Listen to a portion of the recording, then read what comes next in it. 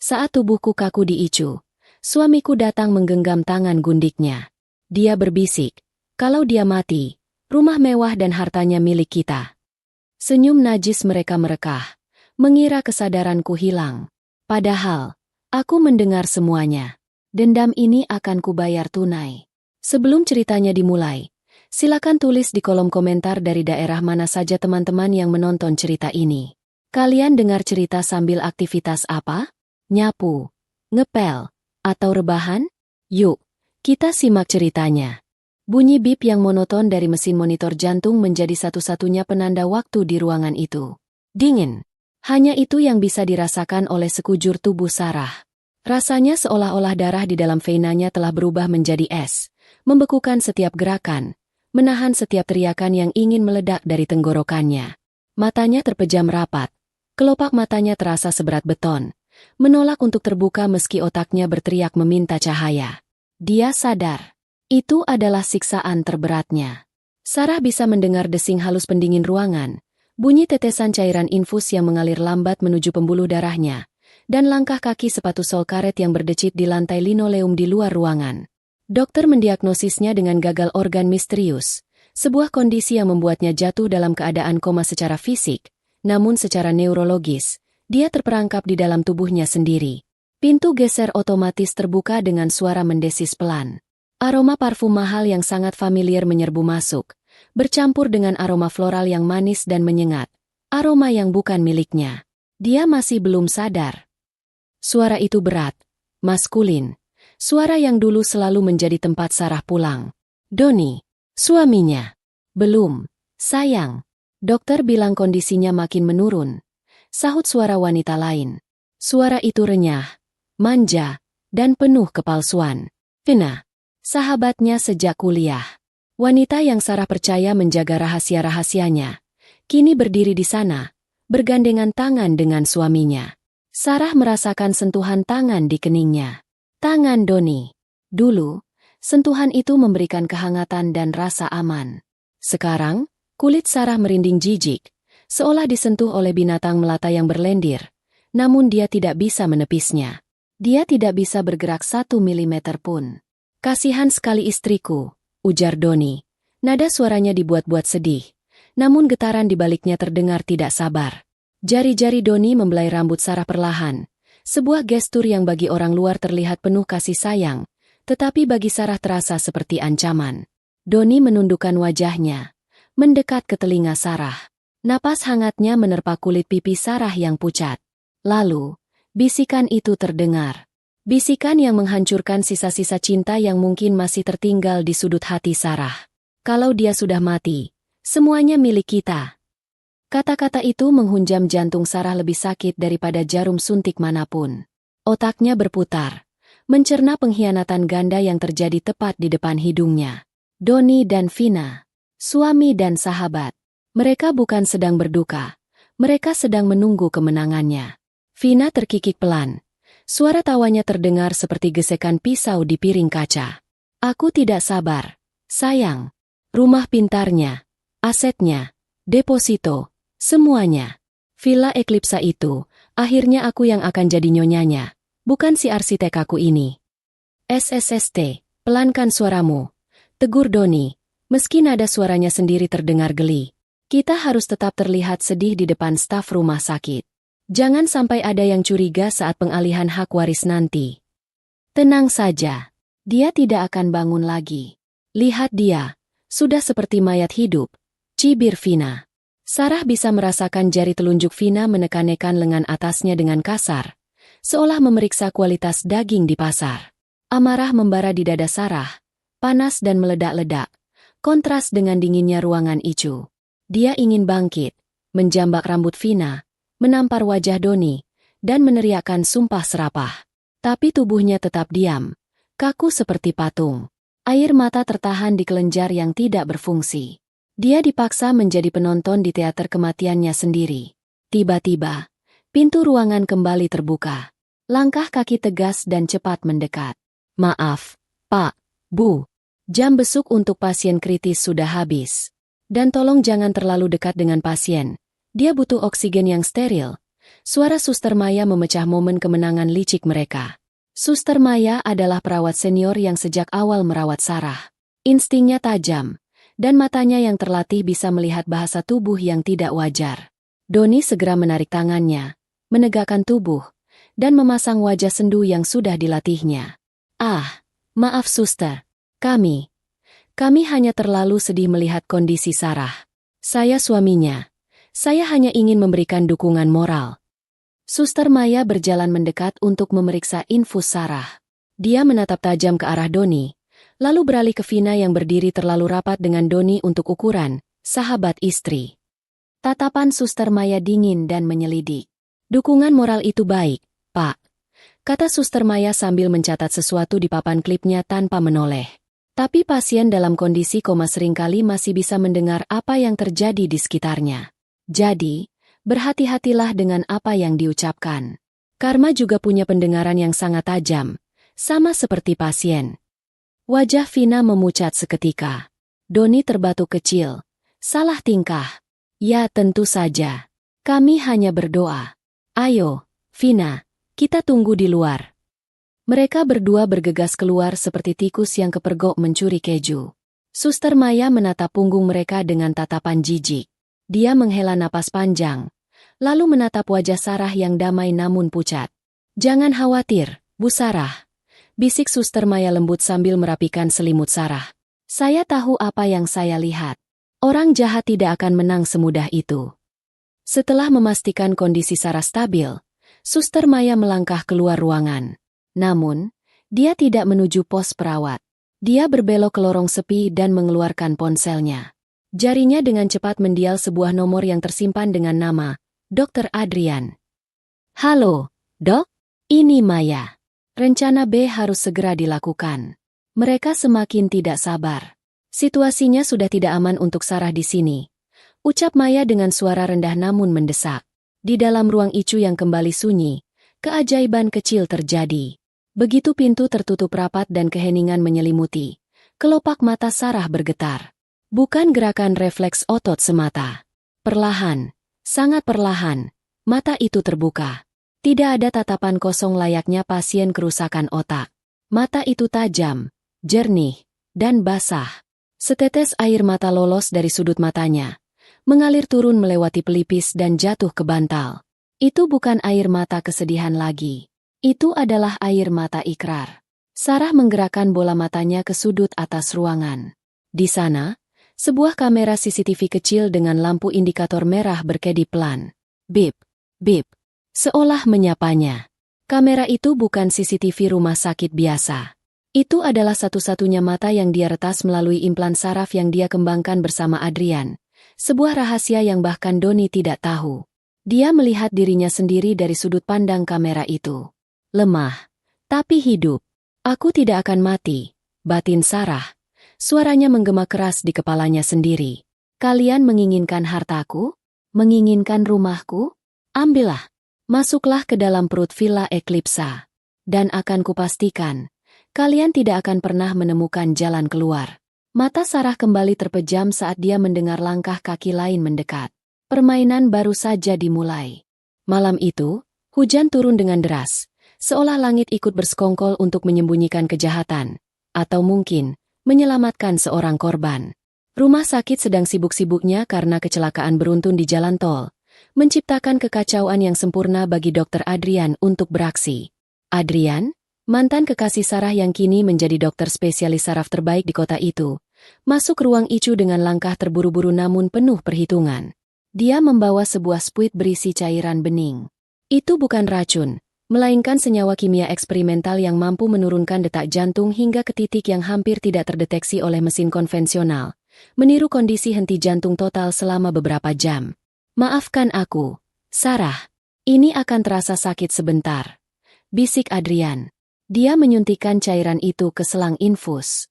Dalam hitungan detik, monitor jantung mulai berbunyi tidak beraturan. Bip, bip, bip. Garis hijau di layar menjadi datar. Alarm kode biru berbunyi. Suster Maya, yang sudah bersiap, berlari masuk dengan tim resusitasi. Mereka melakukan sandiwara medis dengan sangat meyakinkan. Adrian memimpin resusitasi, menekan dada Sarah, memberikan perintah, hingga akhirnya, dia melihat jam dinding. Waktu kematian, pukul 23.45. Ucap Adrian dengan nada datar. Dia menatap Suster Maya dan mengangguk kecil. Doni dan Vina dipanggil 15 menit kemudian. Saat Adrian menyampaikan kabar duka itu, Doni langsung merosot ke lantai, menangis meraung-raung. Aktingnya luar biasa, layak mendapatkan piala. Vina memeluknya, bahunya berguncang karena isak tangis palsu, sementara matanya melirik ke arah Adrian, mencari konfirmasi. Kami ingin melihat jenazahnya, Dok. Isak Doni, mencoba berdiri. Adrian menahan bahu Doni dengan tegas. Maaf, Pak Doni. Sesuai protokol untuk kasus gagal organ dengan indikasi virus langka yang dialami Bu Sarah, jenazah harus segera dimasukkan ke kantong isolasi dan peti tertutup. Ini demi keselamatan Bapak dan semua orang. Kami tidak bisa mengambil risiko penularan. Doni tampak ragu sejenak, tapi ketakutan akan penyakit, dan rasa lega karena tidak perlu melihat wajah istri yang dikhianatinya, membuatnya mengangguk cepat. Lakukan yang terbaik, Dok. Lakukan prosedurnya. Malam itu juga, peti mati tersegel dibawa keluar. Namun, tubuh Sarah tidak ada di dalamnya. Tubuh Sarah telah dipindahkan lewat pintu kargo belakang oleh Suster Maya dan 2 orang kepercayaan Adrian, masuk ke dalam ambulans pribadi yang membawanya ke fasilitas medis rahasia milik Adrian di pinggiran kota. 2 hari kemudian, pemakaman dilangsungkan. Langit pemakaman berwarna abu-abu pekat. Puluhan pelayat dengan pakaian hitam berdiri mengelilingi liang lahat. Doni berdiri paling depan, mengenakan kacamata hitam untuk menutupi matanya yang sebenarnya tidak bengkak sama sekali. Vina berdiri di sampingnya, memegang lengan Doni erat-erat, berlagak sebagai sahabat yang setia menopang duda yang berduka. Dia wanita yang hebat, ucap seorang kolega arsitek Sarah sambil menyalami Doni. Benar, aku tidak tahu bagaimana bisa hidup tanpanya. Jawab Doni dengan suara serak yang dibuat-buat. Begitu tanah merah menutup peti mati kosong itu, dan para pelayat mulai bubar, aura Doni berubah total. Dia membuka kacamata hitamnya, menatap nisan bertuliskan Sarah Andini, dan senyum tipis terbit di bibirnya. Akhirnya, bisiknya. Mobil sudah siap, sayang. Vina berbisik di belakangnya. Kita pulang. Ke rumah kita. Kata, kita, diucapkan dengan penekanan penuh kemenangan. Tanpa menoleh lagi ke makam istrinya, Doni menggandeng Vina menuju mobil mewah mereka. Tujuan mereka satu, Villa Eclipsa. Villa Eclipsa bukan sekadar rumah. Itu adalah masterpiece Sarah. Terletak di tebing yang menghadap ke laut, bangunan itu didominasi oleh kaca pintar, beton ekspos, dan baja hitam. Rumah itu indah, futuristik, dan mengintimidasi. Tidak ada kunci manual di rumah itu. Semuanya dikendalikan oleh sistem AI, kecerdasan buatan, bernama Eclipsa yang dirancang sendiri oleh Sarah. Mobil Doni berhenti di depan gerbang baja yang menjulang tinggi. Sensor memindai plat nomor mobil. Selamat datang, Tuan Doni. Suara sistem rumah terdengar halus dan sopan dari speaker gerbang.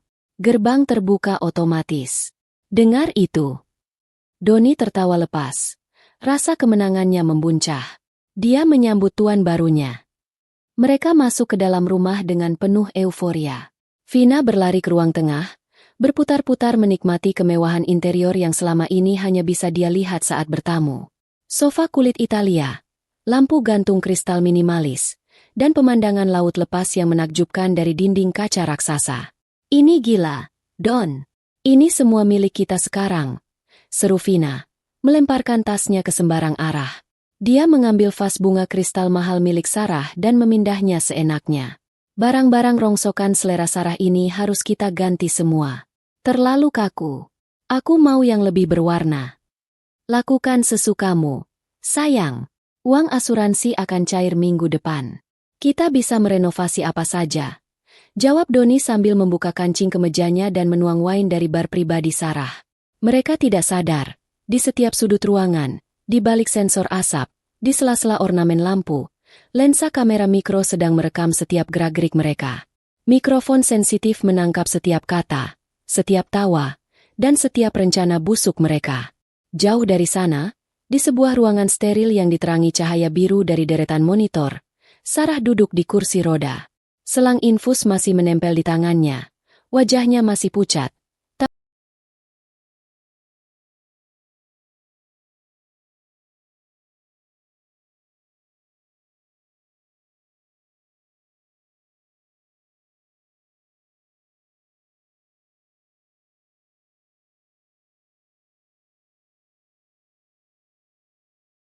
Tapi matanya menyala terang.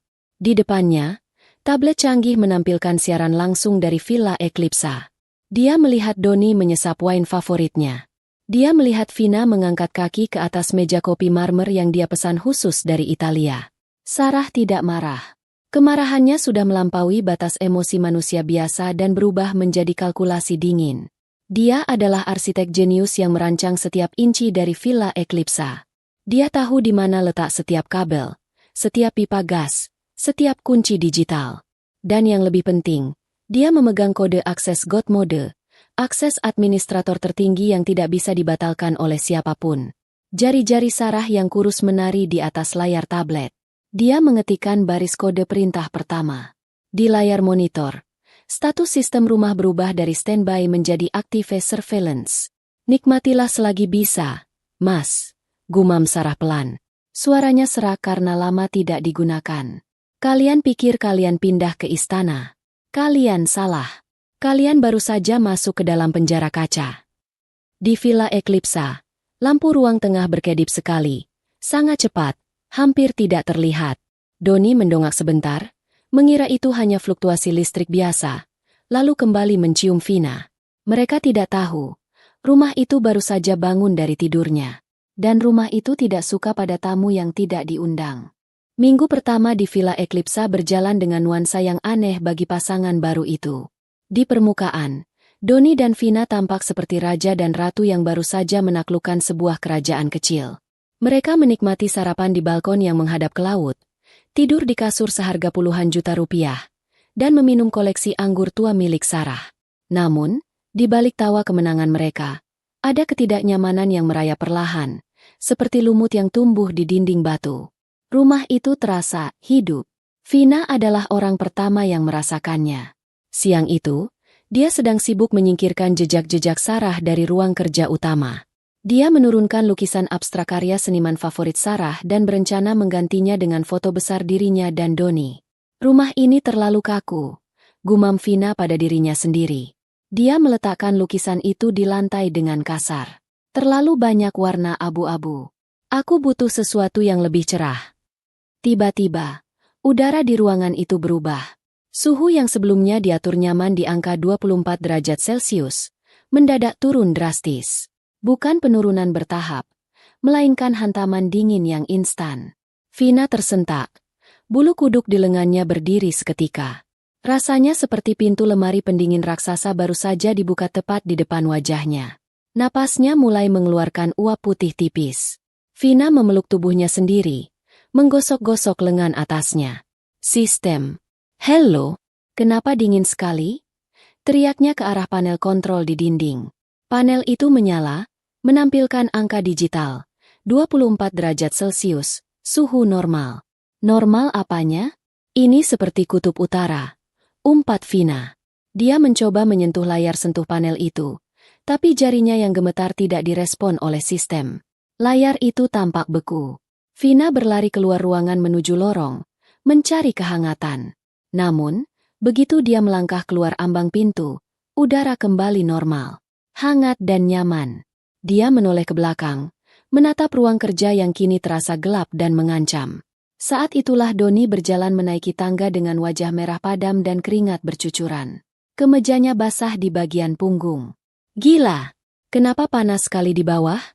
Keluh Doni sambil mengipas-ngipas wajahnya dengan berkas dokumen. Aku sudah set AC ke suhu terendah, tapi rasanya seperti oven. Apa sistemnya rusak? Vina menatap suaminya dengan bingung. Panas? Di sini justru seperti kamar mayat. Don. Aku sampai menggigil. Doni mengerutkan kening.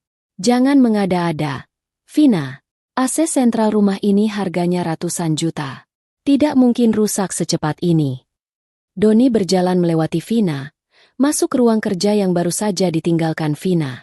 Ah, di sini enak, sejuk, kata Doni, menikmati sisa hawa dingin yang bagi Vina terasa menyakitkan tadi. Mungkin kau yang sedang tidak enak badan. Sayang. Efek kelelahan pasca pemakaman. Mungkin. Vina terdiam. Dia yakin dia tidak sakit. Tapi dia memilih diam. Tidak ingin merusak mood Doni. Namun, perasaan diawasi mulai muncul. Sejak saat itu, Vina merasa setiap sudut ruangan memiliki mata. Malam harinya, teror itu meningkat. Pukul 3 pagi. Waktu yang sering disebut sebagai jam hantu. Keheningan kamar tidur utama pecah oleh dentuman musik yang memekakan telinga. Smart speaker di setiap sudut kamar menyala serentak dengan volume maksimal. Lagu itu adalah lagu pernikahan Sarah dan Doni 5 tahun lalu. Sebuah balada piano yang melankolis. Namun diputar dengan volume yang begitu keras hingga bassnya menggetarkan kaca jendela. Suara penyanyi wanita yang meratap tentang cinta abadi terdengar menyakitkan di telinga. Astaga! Doni terlonjak bangun. Jantungnya berdegup kencang seolah mau copot. Apa-apaan ini? Vina menjerit sambil menutup telinganya dengan bantal. Matikan! Doni, matikan! Sistem! Matikan musik! Stop! Teriak Doni. Urat lehernya menonjol. Sistem tidak merespon. Musik terus mengalun, mencapai bagian chorus yang tinggi. Doni melompat dari tempat tidur, meraba-raba dinding dalam kegelapan untuk mencari saklar manual atau mencabut kabel speaker. Tapi speaker itu tertanam di dalam plafon dan dinding, mustahil dicabut. 1 menit penuh mereka disiksa oleh lagu kenangan itu. Lalu, secepat ia mulai, musik itu berhenti. Hening. Hanya terdengar napas memburu Doni dan isak tangis kaget Vina. Korsleting, gumam Doni, mencoba meyakinkan dirinya sendiri meski tangannya gemetar.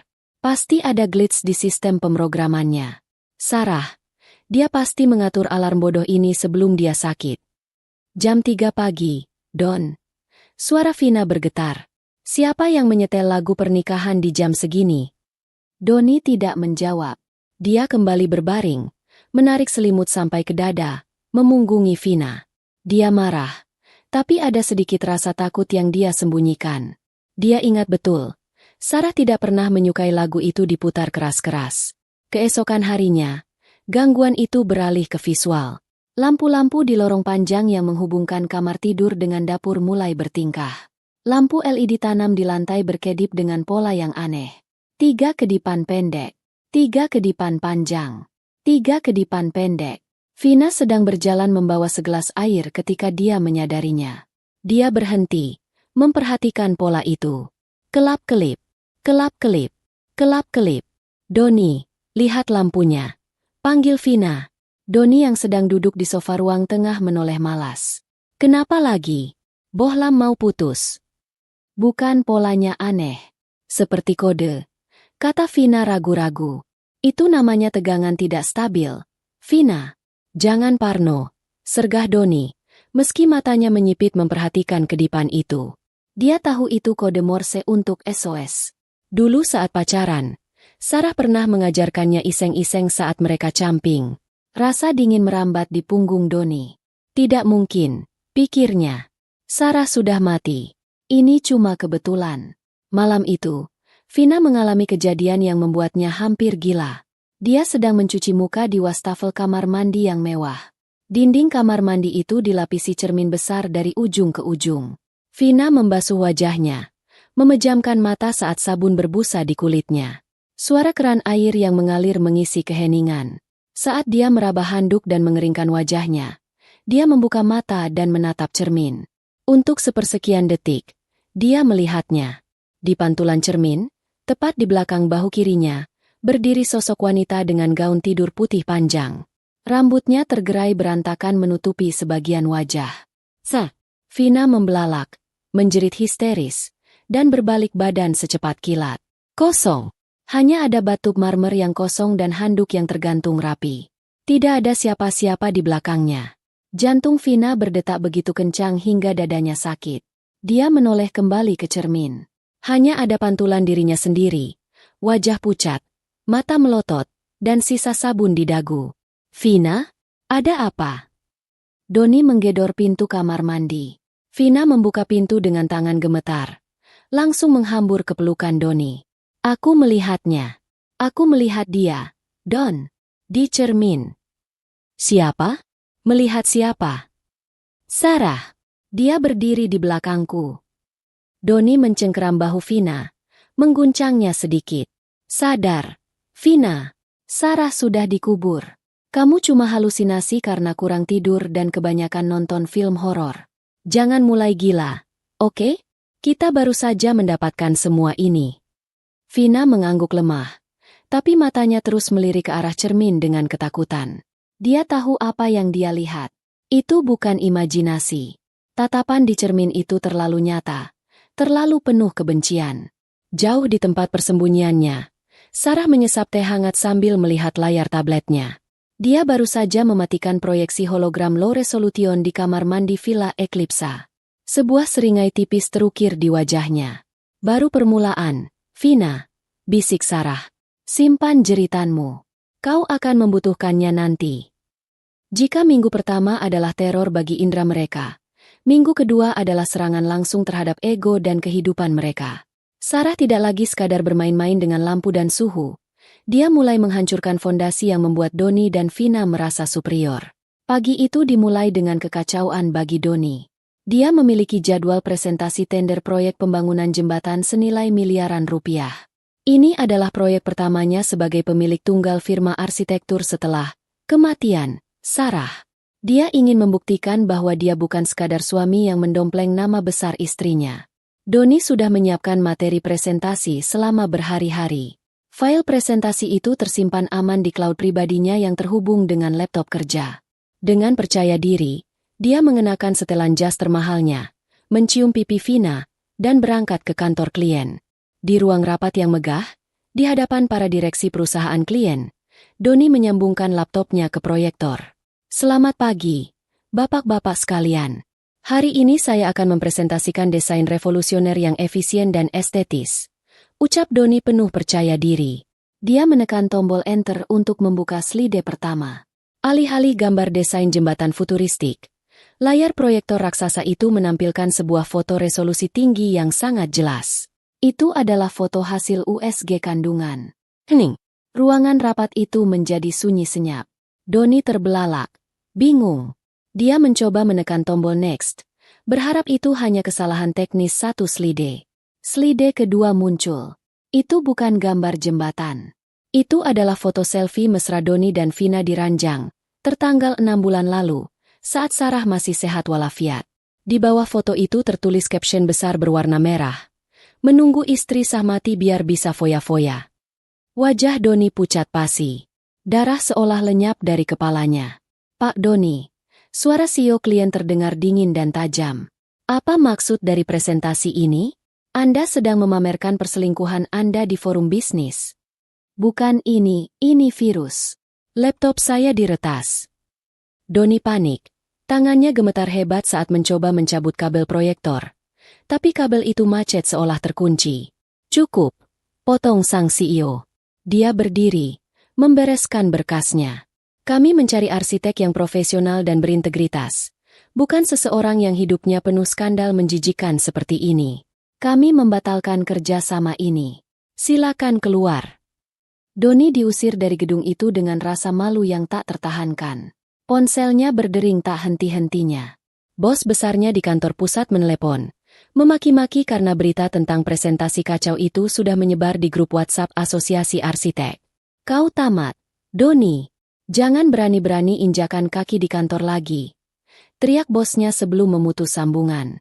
Doni membanting setir mobilnya di jalanan, berteriak frustrasi. Dia tidak tahu bagaimana file itu bisa ada di sana. Hanya dia yang tahu password cloud-nya. Kecuali tapi itu tidak mungkin. Sementara itu, di Villa Eclipsa, Vina sedang menghadapi nerakanya sendiri. Vina sangat bangga dengan kecantikannya. Dia menghabiskan waktu berjam-jam di kamar mandi untuk perawatan tubuh.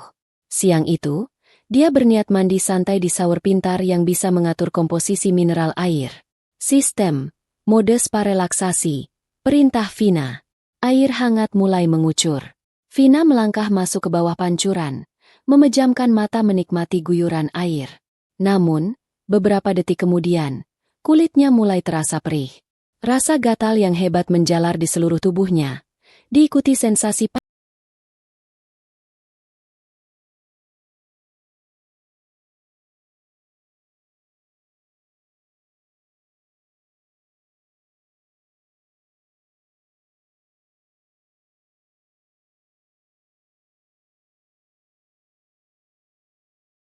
panas seperti terbakar. Aduh, panas! Jerit Vina. Dia melompat keluar dari shower. Dia berlari ke cermin. Kulitnya yang putih mulus kini memerah bengkak, penuh dengan ruam-ruam mengerikan. Wajahnya terlihat seperti habis disengat ratusan lebah. Ternyata, sistem rumah telah mengubah takaran klorin dan campuran sabun otomatis ke level yang sangat tinggi, dicampur dengan esens peppermint konsentrat yang sifatnya iritatif bagi kulit sensitif. Mukaku, badanku. Vina menangis histeris melihat pantulannya. Dia mencoba membilas dengan air wastafel, tapi rasa perih itu tidak hilang. Belum selesai dengan penderitaan kulitnya, Vina berjalan tertatih ke dapur untuk mencari air dingin. Dia melihat blender miliknya menyala sendiri, berisi cairan kental berwarna merah pekat. Baunya aneh, harum, tapi bukan bau buah. Vina mendekat, mematikan blender, dan membuka tutupnya. Bau itu menyengat hidungnya. Itu adalah bau lilin dan parfum mahal. Vina mengenali bau itu. Dia berlari ke kamarnya, membuka laci riasnya. Kosong. Koleksi lipstik limited edition miliknya, yang harganya jutaan rupiah per buah, telah hilang semua. Dia kembali berlari ke dapur dan menatap cairan merah di dalam blender dengan horor. Seseorang, atau sesuatu, telah memasukkan semua lipstik mahalnya ke dalam blender dan menghancurkannya menjadi bubur merah yang menjijikan. Siapa yang melakukan ini? Teriak Vina. Suaranya parau karena tangis. Dia melempar blender itu ke lantai hingga pecah berantakan. Cairan merah muncrat kemana-mana. Tampak seperti darah segar di lantai dapur yang putih bersih. Saat Doni pulang dengan wajah kusut dan dasi miring, dia menemukan Vina sedang meringkuk di sofa. Wajahnya bengkak merah dan penuh ruam. Astaga, Vina, kamu kenapa? Tanya Doni kaget, sejenak melupakan masalah pemecatannya. Rumah ini membenciku. Don, isak Vina. Lihat mukaku. Airnya meracuniku. Lipstikku di blender. Baju-bajuku di lemari, semuanya terpotong-potong. Doni terdiam. Dia baru saja kehilangan karirnya karena sabotase digital. Dan sekarang Vina diserang secara fisik di dalam rumah. Ini bukan hantu, kata Doni pelan. Matanya menatap tajam ke sekeliling ruangan, ke arah lensa kamera CCTV yang tampak mati. Hantu tidak bisa meretas laptop. Hantu tidak bisa memblender lipstik. Lalu siapa? Vina menatap Doni dengan mata ketakutan. Jangan bilang ada orang yang menyusup ke sini. Seseorang sedang bermain-main dengan kita. Geram Doni. Dia berjalan ke tengah ruangan, menengadah menatap langit-langit. Siapapun kau, keluar. Kau pikir aku takut? Tidak ada jawaban. Hanya suara desing AC yang halus. Di tempat persembunyiannya, Sarah sedang menikmati makan siangnya. Sepotong salmon panggang dan jus sayuran hijau untuk pemulihan ototnya yang mulai kuat. Dia menatap layar monitor yang menampilkan Doni yang sedang berteriak-teriak seperti orang gila. Bagus. Doni, gunakan otakmu. Gumam Sarah dingin. Tapi sayangnya, kau terlambat menyadarinya. Dan kau, Vina, ruam itu akan hilang dalam seminggu, tapi rasa tidak aman itu akan bertahan selamanya. Sarah mengetikkan perintah baru di tabletnya. Sudah waktunya untuk meningkatkan permainan. Sudah waktunya untuk membuat mereka saling memangsa. Tahap paranoia dimulai. Ucap Sarah sambil menekan tombol eksekute. Matahari terbenam di ufuk barat, melemparkan bayangan panjang yang menyeramkan ke dalam ruang tengah Villa Eclipsa. Namun, keindahan senja itu sama sekali tidak bisa dinikmati oleh dua penghuninya. Atmosfer di dalam rumah mewah itu lebih dingin dan lebih tegang daripada udara di luar. Doni duduk di sofa kulit, menatap layar ponselnya dengan mata merah dan lingkaran hitam yang semakin jelas di bawah kelopak matanya. Sejak dipecat secara memalukan kemarin, dia tidak tidur. Dia menghabiskan waktunya menenggak whisky dan mencoba mencari tahu siapa yang meretas laptopnya. Rasa curiga mulai menggerogoti kewarasannya. Dia yakin ini ulah manusia, bukan hantu. Dan jika ini ulah manusia, pelakunya pasti seseorang yang punya akses, seseorang yang dekat. Di sudut lain rumah, Vina berada di dapur, mencoba mengompres wajahnya yang masih bengkak dengan es batu. Dia menghindari cermin. Dia takut melihat wajahnya sendiri, dan lebih takut lagi melihat bayangan Sarah yang mungkin muncul di belakangnya. Ting! Ponsel Doni berbunyi.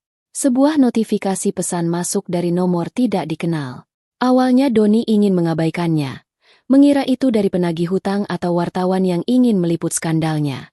Tapi judul pesan itu membuatnya membeku. Kebenaran tentang gundikmu. Dengan tangan gemetar, Doni membuka pesan itu. Isinya adalah serangkaian foto.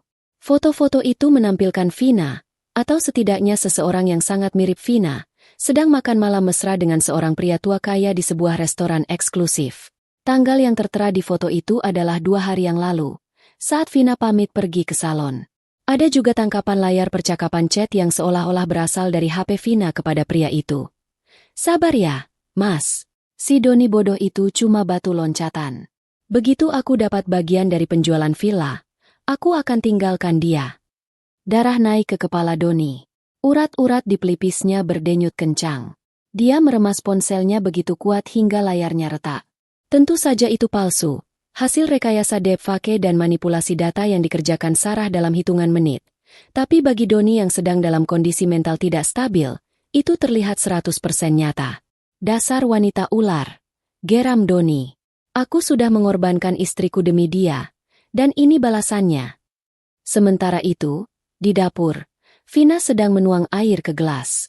Suasana dapur sunyi, hanya ada suara dengungan lemari es. Tiba-tiba, telinganya menangkap suara. Bukan suara keras, melainkan bisikan. Sangat dekat, seolah ada orang yang menempelkan bibir tepat di telinga kanannya. Dia itu cuma beban. Gadis bodoh yang tidak tahu diri. Vina tersentak, menjatuhkan gelasnya hingga pecah berkeping-keping. Dia berputar cepat, mencari sumber suara. Tidak ada siapa-siapa. Begitu warisan Sarah cair, aku akan membuangnya ke jalanan. Siapa yang butuh wanita berwajah rusak seperti dia? Itu suara Doni. Vina yakin sekali itu suara Doni. Intonasinya, cara dia mengucapkan kata-kata, semuanya persis Doni. Vina tidak tahu bahwa Sarah menggunakan teknologi hyperdirectional sound, speaker canggih yang tertanam di dinding dapur yang bisa menembakkan gelombang suara ke satu titik fokus spesifik. Hanya orang yang berdiri di titik itu yang bisa mendengarnya, sementara orang di jarak 2 meter tidak akan mendengar apa-apa. Kurang ajar, teriak Vina. Wajahnya yang bengkak memerah karena amarah yang meledak. Dia merasa dikhianati. Dia pikir Doni mencintainya. Tapi ternyata dia hanya dianggap alat. Vina menyambar pisau buah dari meja dapur dan berlari ke ruang tengah. Doni baru saja berdiri, berniat melabrak Vina soal foto perselingkuhan itu. Mereka bertemu di tengah ruangan, di bawah lampu gantung kristal yang megah, dengan napas sama-sama memburu dan mata menyalang penuh kebencian. Kau! Bentak Doni sambil mengacungkan ponselnya. Dasar pelacur murahan. Aku kehilangan pekerjaanku. Aku kehilangan reputasiku, dan kau malah berencana meninggalkanku dengan lelaki tua bangka. Vina ternganga sejenak, bingung dengan tuduhan itu, tapi kemarahannya sendiri lebih dominan. Apa kau bilang? Kau yang bajingan. Aku dengar semuanya. Don, kau bilang aku cuma beban? Kau mau membuangku setelah dapat uangnya? Hah? Jangan memutarbalikkan fakta. Doni melempar ponselnya ke sofa. Lihat itu. Bukti chatmu dengan selingkuhanmu. Kau pikir aku bodoh? Aku tidak pernah selingkuh, jerit Vina histeris. Dia maju selangkah, menodongkan pisau buah itu ke arah Doni. Kau yang gila. Kau sama sakit jiwanya dengan istrimu yang mati itu. Kau membunuh Sarah pelan-pelan, dan sekarang kau mau menyingkirkan aku juga. Doni mundur selangkah melihat pisau di tangan Vina. Tawa sinis keluar dari mulutnya. Oh, sekarang kau bawa-bawa Sarah? Kau lupa siapa yang membisikkan racun di telingaku setiap malam supaya aku meninggalkan dia? Kau sama kotornya denganku. Vina, tanganmu juga berdarah. Setidaknya aku tidak munafik, balas Vina. Aku menyesal mengenalmu. Rumah ini benar. Ada yang salah denganmu. Kaulah sumber sial di sini. Pertengkaran itu berlangsung hebat. Barang-barang berterbangan. Vas bunga pecah. Bantal-bantal dilempar. Kata-kata kasar dan sumpah serapah memenuhi ruangan yang seharusnya menjadi simbol kesuksesan mereka. Tidak ada lagi cinta. Tidak ada lagi panggilan, sayang. Yang tersisa hanya kecurigaan, ketakutan, dan ego yang terluka. Malam itu, mereka tidur terpisah. Doni mengunci diri di kamar tidur utama, memindahkan lemari laci untuk mengganjal pintu, takut Vina masuk dan menusuknya saat tidur. Dia juga meletakkan tongkat golf di samping tempat tidur. Vina meringkuk di kamar tamu di lantai bawah, menangis terseduh-seduh sambil memeluk lutut. Dia merasa diawasi oleh dinding-dinding rumah itu. Dia merasa terjebak di antara suami yang menurutnya psikopat dan hantu istri pertama yang gentayangan. Di layar monitor markas rahasianya, Sarah mematikan audio. Dia tidak perlu mendengar lagi. Dia melihat Doni yang ketakutan memegang tongkat golf, dan Vina yang hancur mentalnya. Perpecahan selesai, ucap Sarah datar. Dia mengetukkan jarinya di meja. Sekarang, saatnya memastikan tidak ada satupun dari mereka yang bisa lari. Sarah menoleh ke arah kalender digital di dinding. Ramalan cuaca untuk besok malam. Badai petir hebat. Waktu yang sempurna. Gumamnya. Langit di atas villa Eclipsa sehitam tinta. Angin menderu kencang dari arah laut, menghantam tebing karang dan membuat kaca-kaca jendela villa bergetar halus. Kilat menyambar sesekali, menerangi kegelapan dengan cahaya putih menyilaukan, diikuti suara guntur yang menggelegar laksana ledakan bom. Doni mondar-mandir di ruang tamu. Dia sudah mengambil keputusan. Dia tidak peduli lagi dengan Vina. Dia tidak peduli dengan hantu atau sabotase. Dia butuh uang tunai, dan dia butuh keluar dari tempat ini sekarang juga. Siang tadi, dia diam-diam menghubungi seorang broker properti pasar gelap. Tipe orang yang mau membeli aset mewah dengan harga miring tanpa banyak bertanya soal surat-surat. Orang itu berjanji datang malam ini untuk melihat kondisi rumah. Ayo cepatlah, gumam Doni sambil melirik jam tangan mewahnya. Vina keluar dari kamar tamu dengan wajah kusut. Matanya sembab. Dia melihat Doni yang tampak gelisah. Kau mau kemana? Tanya Vina curiga. Bukan urusanmu, jawab Doni ketus. Aku mau menjual rumah sialan ini dan pergi dari sini. Kau bisa membusuk di sini kalau kau mau. Kau mau menjualnya tanpa persetujuanku? Kita belum menikah resmi, tapi aku punya hak. Kau tidak punya hak apa-apa, bentak Doni. Kau cuma parasit. Belum sempat Vina membalas. Lampu sorot mobil menembus gerbang depan. Broker itu datang. Doni segera berlari ke pintu depan, memasang wajah ramah yang dipaksakan. Seorang pria bertubuh tambun dengan jas hujan kuning turun dari mobil. Dia memandang kagum ke arah bangunan villa Eclipsa yang megah. Pak Doni, rumah yang luar biasa. Teriak pria itu mengalahkan suara angin. Ya, silakan masuk. Kita bicara di dalam. Ajak Doni. Ingin segera menyelesaikan transaksi. Namun, saat pria itu baru saja melangkahkan satu kakinya ke teras, sesuatu terjadi. Suara sirine rendah berbunyi. Lampu-lampu taman yang elegan mendadak berubah warna menjadi merah darah. Apa itu? Tanya si broker kaget, mundur selangkah. Di dalam pusat kendali villa Eclipsa, Sarah menekan tombol besar berwarna merah di layar tabletnya yang bertuliskan Protocol, Fortress. Suara mekanik yang berat terdengar dari segala penjuru rumah. Klang! Dari balik panel-panel tersembunyi di atas setiap jendela dan pintu, plat baja setebal 5 inci turun dengan kecepatan tinggi. Seperti kelopak mata raksasa yang menutup. Satu persatu akses keluar rumah itu tertutup logam dingin. Pintu utama tempat Doni berdiri tiba-tiba meluncurkan tralis besi otomatis. Doni melompat mundur tepat waktu. Tapi si broker yang berada di luar teras terkejut setengah mati.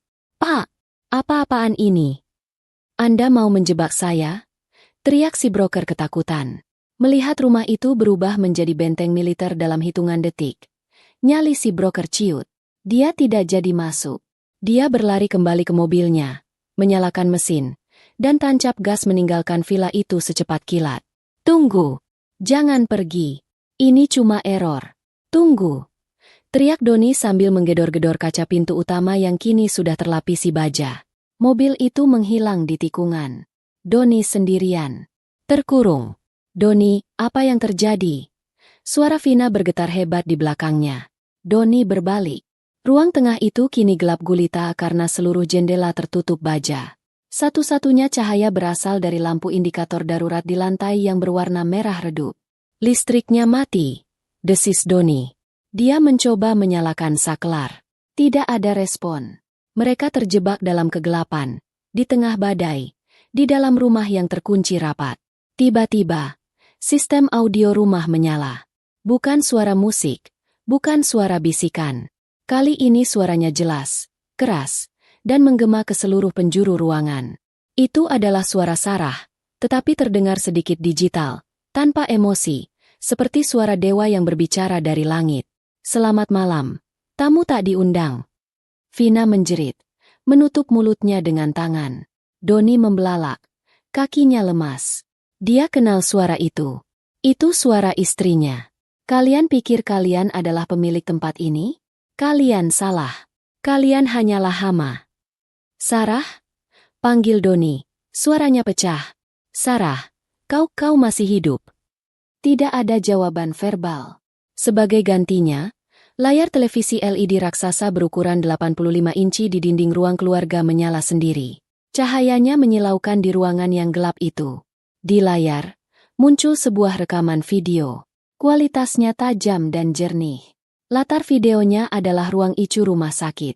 Doni dan Vina melihat diri mereka sendiri di layar. Mereka melihat diri mereka berdiri di samping tempat tidur Sarah yang terbaring koma. Mereka melihat Doni membelai rambut Sarah palsu. Mereka melihat senyum licik Vina. Dan kemudian, suara itu terdengar, diperkuat oleh speaker kualitas bioskop rumah itu. Kalau dia sudah mati, semuanya milik kita. Vina jatuh terduduk di lantai, menangis histeris sambil menutup telinganya. Tidak, matikan, matikan. Di video itu, kamera menzoom ke wajah Sarah yang terpejam, lalu beralih ke Vina yang berkata, "Aku tidak sabar, sayang. Rumah pintarnya, asetnya, semuanya." Rekaman itu diputar berulang-ulang. Setiap kata-kata jahat mereka bergema, menghantam mental mereka seperti palu godam. Doni menatap layar itu dengan horor. Dia tahu. Dia mendengar semuanya. "Sistem, buka pintunya!" teriak Doni. Rasa takutnya berubah menjadi kepanikan liar. Dia mengambil kursi kayu berat dan menghantamkannya ke arah jendela yang tertutup baja. Brak! Kursi itu hancur berkeping-keping. Baja itu bahkan tidak penyok sedikit pun. Tidak ada jalan keluar. "Doni!" Suara Sarah kembali terdengar. "Kalian menginginkan rumah ini sampai mati, bukan? Sekarang, keinginan kalian terkabul. Rumah ini akan menjadi peti mati kalian." Kipas ventilasi udara mendadak berputar kencang. Suaranya menderu seperti mesin jet. Suhu ruangan mulai naik perlahan. Lampu merah berkedip semakin cepat. Vina merangkak mendekati Doni, mencengkeram kaki celananya. "Doni, lakukan sesuatu. Kita akan mati di sini. Hantu Sarah akan membunuh kita." Doni menendang Vina menjauh. "Diam kau. Ini bukan hantu. Ini pasti rekaman otomatis. Ada orang yang mengendalikannya." Doni berlari ke arah panel kontrol utama di dinding dekat dapur.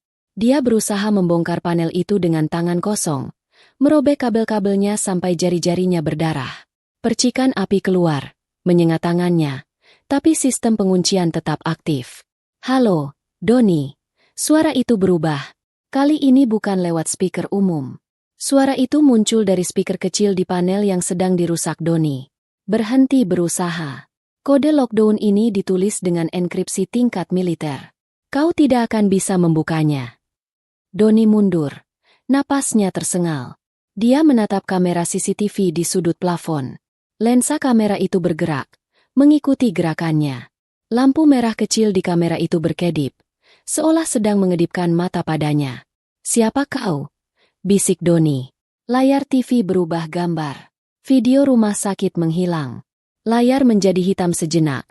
Lalu perlahan muncul sebuah logo, Eclipsa Architecture. Dan di bawahnya, sebuah tulisan muncul perlahan, huruf demi huruf. "Sang arsitek telah kembali." Guru menggelegar di luar, seolah menyetujui pernyataan itu. Di dalam benteng baja itu, Doni dan Vina terperangkap dengan dosa-dosa mereka, menunggu hukuman yang sesungguhnya dimulai. Kepanikan di dalam ruang tengah Villa Eclipsa yang terkunci rapat itu sudah mencapai titik didih. Udara terasa berat, bukan hanya karena ventilasi yang menderu kencang, tetapi karena ketakutan yang mencekik leher Doni dan Vina. Mereka seperti tikus yang terperangkap dalam kotak kaca, berlarian tanpa arah, memukul dinding baja yang dingin, dan berteriak pada kekosongan. Tiba-tiba, suara bising dari sirine berhenti total. Hening. Satu-satunya suara yang terdengar adalah desah napas Vina yang putus-putus dan detak jantung Doni yang menggila. Di tengah ruangan, tepat di atas meja kopi marmer yang retak karena lemparan benda tadi, sebuah perangkat kecil yang tersembunyi di balik ornamen langit-langit menembakkan seberkas cahaya biru ke bawah. Cahaya itu berputar, memadat, dan membentuk sebuah siluet. Partikel-partikel cahaya menyatu, membentuk sosok wanita yang duduk santai dengan kaki menyilang. Itu Sarah. Vina menjerit tertahan, merangkak mundur hingga punggungnya menabrak dinding. Doni mematung, matanya terbelalak tak percaya. Proyeksi hologram itu begitu nyata, seolah Sarah benar-benar ada di sana, terbuat dari cahaya dan hantu. Wajahnya tenang, tidak pucat seperti mayat, melainkan segar bugar, mengenakan blazer hitam favoritnya dan tatapan mata yang tajam menghunus. Kalian terlihat berantakan. Suara Sarah bergema dari seluruh penjuru ruangan, jernih dan penuh otoritas. Sarah. Doni tergagap, lututnya goyah. Kau hantu? Atau aku sudah gila? Hologram Sarah tersenyum miring, sebuah senyum yang tidak pernah Doni lihat sebelumnya.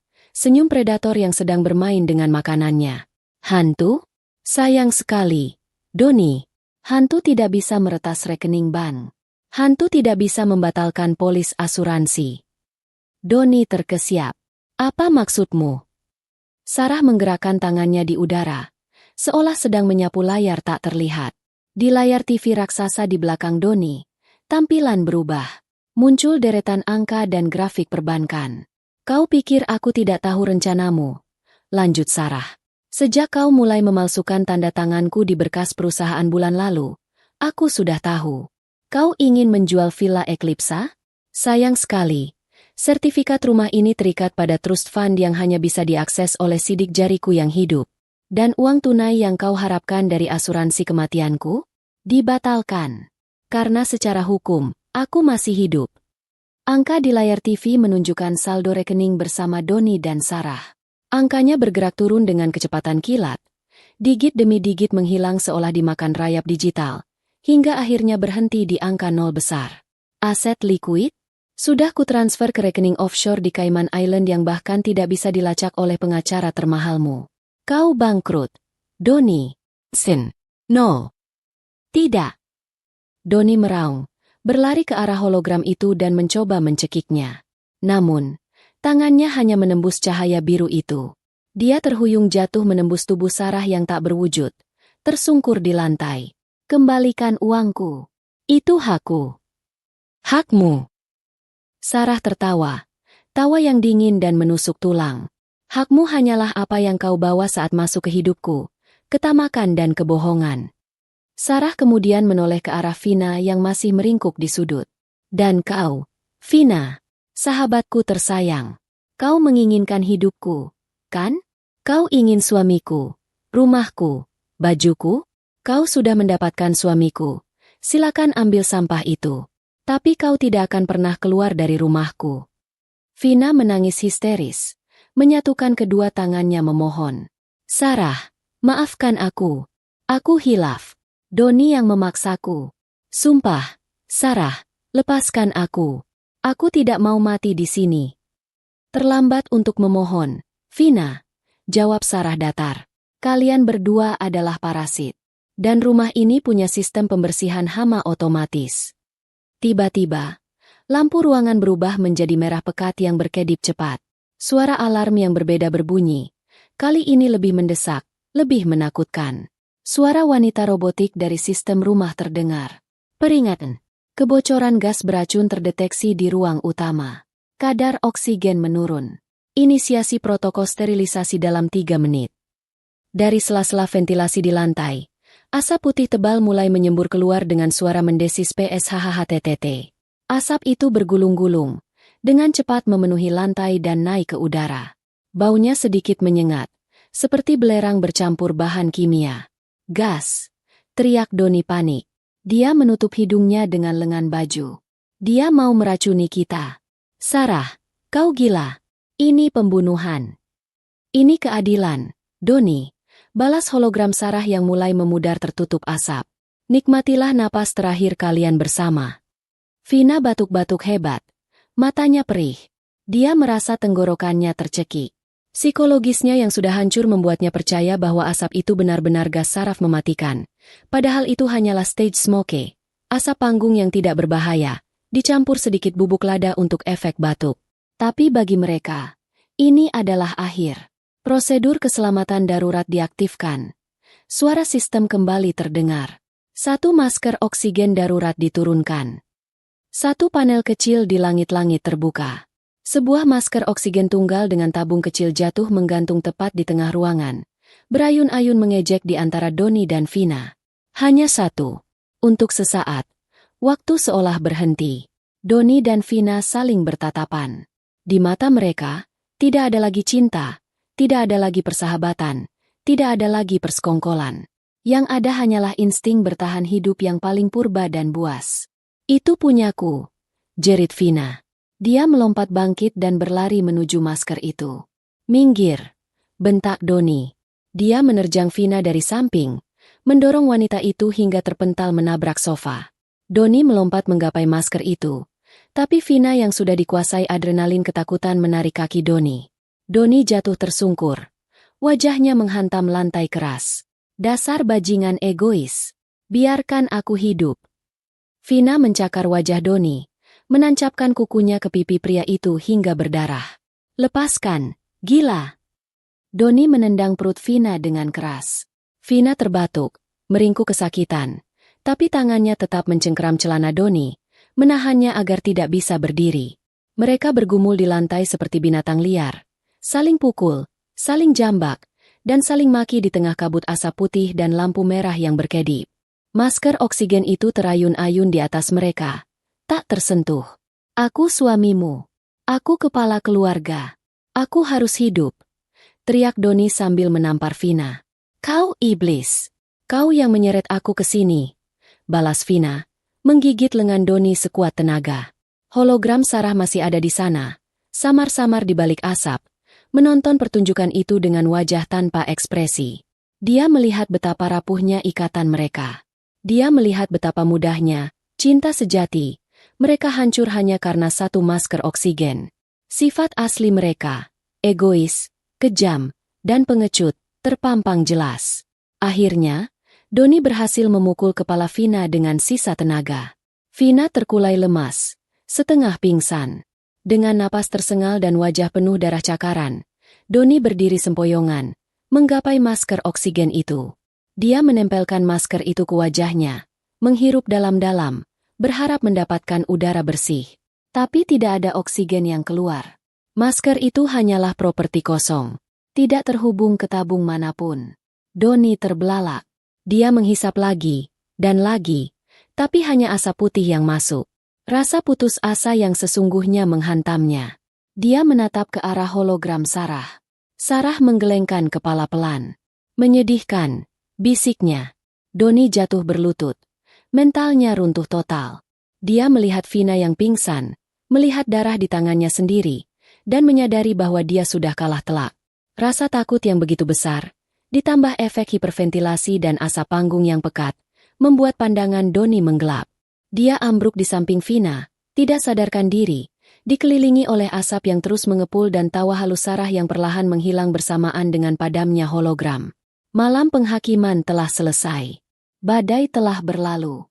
Matahari pagi yang hangat mulai merangkak naik dari ufuk timur, menyinari tetesan air hujan yang masih menempel di dedaunan taman Villa Eclipsa. Laut di bawah tebing kembali tenang, memantulkan warna biru langit yang cerah. Kontras dengan keindahan pagi itu, di depan gerbang villa, suasana hiruk-pikuk terjadi. 2 mobil patroli polisi dan 1 ambulans diparkir melintang dengan lampu rotator yang masih menyala bisu. Mereka datang karena panggilan otomatis dari sistem keamanan rumah yang melaporkan adanya percobaan pembunuhan dan gangguan mental penghuni. Komandan polisi memberi isyarat kepada timnya. Hati-hati. Laporan menyebutkan subjek mungkin bersenjata dan berbahaya. Mereka mendekati pintu utama yang berlapis baja. Tepat saat polisi hendak mendobrak, terdengar bunyi klik mekanis yang halus. Pelat-pelat baja yang menutupi jendela dan pintu perlahan terangkat naik. Benteng itu membuka dirinya sendiri, mempersilakan penegak hukum masuk. Pintu utama terbuka lebar secara otomatis. Para polisi masuk dengan senjata teracung, waspada terhadap segala kemungkinan. Namun, pemandangan yang menyambut mereka di ruang tengah bukanlah baku tembak atau penyanderaan. Ruangan itu kacau balau. Perabotan hancur berantakan. Pecahan kaca dan keramik berserakan di mana-mana. Di tengah ruangan, meringkuk di sudut dekat perapian mati, terdapat dua sosok manusia yang menyedihkan. Donnie dan Vina. Mereka masih hidup, tetapi sorot mata mereka kosong. Pakaian mereka robek-robek. Wajah Donnie penuh goresan kering, dan rambut Vina kusut masai seperti sarang burung. Saat polisi mendekat, mereka tidak melawan. Mereka justru gemetar hebat, saling berpelukan erat. Bukan karena cinta, tapi karena ketakutan yang melumpuhkan akal sehat. Jangan matikan lampunya. Gumam Donnie dengan suara serak. Matanya liar menatap sekeliling ruangan, mencari kamera CCTV. Dia selalu melihat. Hantunya. Bisik Vina. Air liur menetes dari sudut bibirnya. Dia menunjuk ruang kosong di tengah ruangan. Sarah ada di sana. Sarah mau masker oksigennya. Seorang paramedis mendekat perlahan. Pak, Bu, kalian bisa dengar saya? Vina menjerit histeris saat paramedis itu menyentuh bahunya. Jangan gas lagi. Ampun Sarah, aku tidak akan mengambil suamimu lagi. Ampun. Donnie ikut meracau, menangis seperti anak kecil. Uangnya hilang, angkanya dimakan rayap nol, semuanya nol, ampuni aku. Polisi saling pandang dengan bingung. Tidak ada jejak gas beracun. Tidak ada orang lain di rumah itu. Hanya dua orang yang tampak seperti baru saja melihat neraka. Bawa mereka. Perintah komandan polisi. Mereka mengalami gangguan jiwa berat. Bawa ke fasilitas psikiatri untuk evaluasi. Dan periksa rumah ini. Pastikan tidak ada mayat yang disembunyikan. Donnie dan Vina dipapah keluar menuju ambulans. Mereka tidak meronta. Hanya terus menggumamkan kata-kata yang tidak masuk akal tentang rumah yang hidup, dinding yang berbicara, dan mayat yang bangkit kembali. Saat sinar matahari mengenai wajah mereka, mereka menyipitkan mata ketakutan, seolah cahaya itu akan membakar mereka. Warga sekitar yang penasaran mulai berkumpul di luar gerbang, berbisik-bisik melihat pasangan sombong yang baru pindah itu kini digiring masuk ke mobil ambulans dengan jaket pengekang. Reputasi Donnie hancur. Hidup Vina musnah. Dan tak ada satupun yang percaya cerita mereka tentang hantu teknologi. Diagnosa dokter nantinya akan sederhana. Folie à deux, kegilaan bersama yang dipicu oleh rasa bersalah dan paranoia akut akibat pembunuhan yang mereka rencanakan sendiri. Jauh dari kerumunan itu, di sebuah bukit kecil yang menghadap langsung ke jalan keluar kompleks villa, sebuah mobil sport berwarna perak terparkir rapi. Kaca jendelanya gelap, menyembunyikan penumpangnya dari dunia luar. Di dalam mobil, Sarah menurunkan kacamata hitamnya sedikit. Dia mengenakan trench coat hitam yang elegan. Wajahnya tampak lebih segar daripada sebelumnya, meski ada gurat kelelahan di matanya. Di kursi kemudi, Dr. Adrian duduk dengan tenang. Tangannya memegang setir dengan santai. Sarah melihat ambulans itu melintas, membawa pergi masa lalunya yang kelam. Dia tidak merasakan kepuasan yang meledak-ledak. Yang dia rasakan adalah kelegaan yang sunyi. Sebuah beban berat baru saja diangkat dari pundaknya. Kau yakin tidak mau menemuinya terakhir kali? Tanya Adrian pelan. Sarah menggeleng. Tidak perlu. Donnie yang kucintai sudah mati saat dia berbisik di ruang icu itu. Pria yang ada di ambulans itu hanyalah orang asing yang sakit jiwa. Sarah mengangkat tangan kirinya.